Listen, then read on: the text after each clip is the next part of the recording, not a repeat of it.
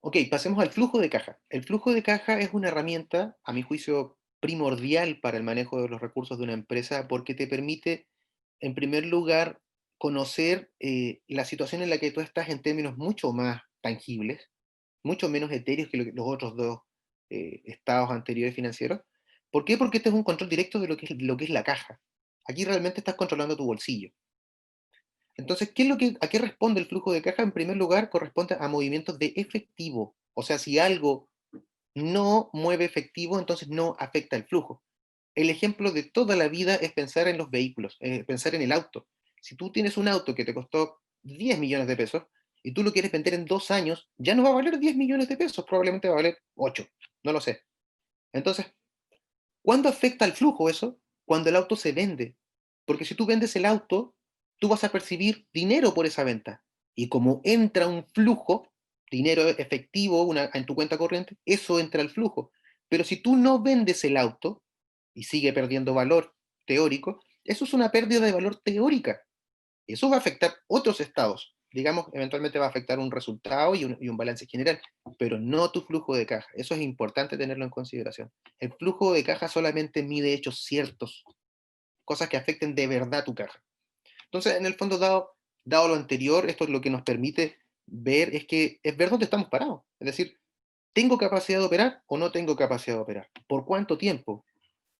Particularmente van a poder ver con esta herramienta, ¿tengo números rojos o tengo números azules? ¿Cuántos meses tengo números rojos? ¿Qué debo hacer para no tener números rojos? ¿Sí? Entonces, yo creo que dentro de nuestra operatoria diaria, semanal o mensual, esta es la pieza clave. Todos los anteriores estados y herramientas son todas muy importantes, pero para poder tomar decisiones rápidas, para poder de verdad salvaguardar la continuidad de una empresa, el flujo es fundamental. Y les vuelvo a reiterar, las empresas quiebran o entran en insolvencia por flujo, no por rentabilidad. Entran por flujo. Si no manejamos correctamente el flujo, vamos a quebrar o vamos a tener problemas importantes. Entonces, como tip final, al menos para el lado del flujo de caja, lo que sí tienen que tener siempre en consideración que acá el punto de control es la cuenta corriente. Es decir, un buen flujo de caja debería conversar directamente con nuestra cuenta corriente. Si tenemos en teoría una sola cuenta corriente, el cierre del flujo debería decirnos más o menos el saldo. Y si no nos da el saldo, hay algo que no está bien. Acá les dejo un ejemplo simplificado de un flujo de caja sin mayor apertura. No se mareen con la parte de los conceptos, pero lo que importa son los números que están destacados. Es decir, por ejemplo, cuando uno ve este flujo y lo ve a octubre, tú dices, ¿sabes qué? Ahí tienes un problema ya, porque tienes menos 24 millones en la caja, es decir, te faltan 24 millones. ¿Puedes entrar a noviembre sin esa caja? No. O sea, ¿qué significa eso? Que tienes que tomar decisiones ahora, ¿te fijas? Entonces, eventualmente uno lo ve en la proyección, una proyección a marzo, dice, ok, mira, me sobra o me queda en el total acumulado, la última línea, uno dice, me quedan 7 millones de pesos. ¿Pero eso es efectivo?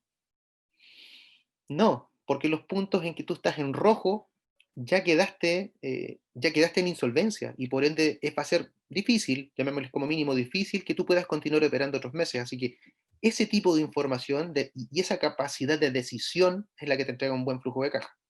Entonces, a grosso modo, ¿qué es la rentabilidad? La rentabilidad señala, así de libro, señala la eficacia con la que las empresas usan sus activos, o sea, las cosas que tienen, y además la eficiencia con la que administran sus operaciones.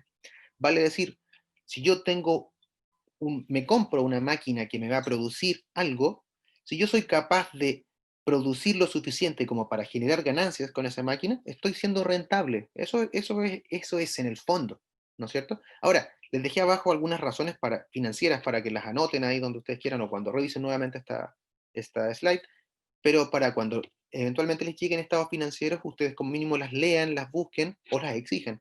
¿Por qué? Porque todas estas razones te permiten medir la capacidad que tiene tu empresa de crear rentabilidad. ¿Ok? Y también usualmente esto se usa para compararte con terceros.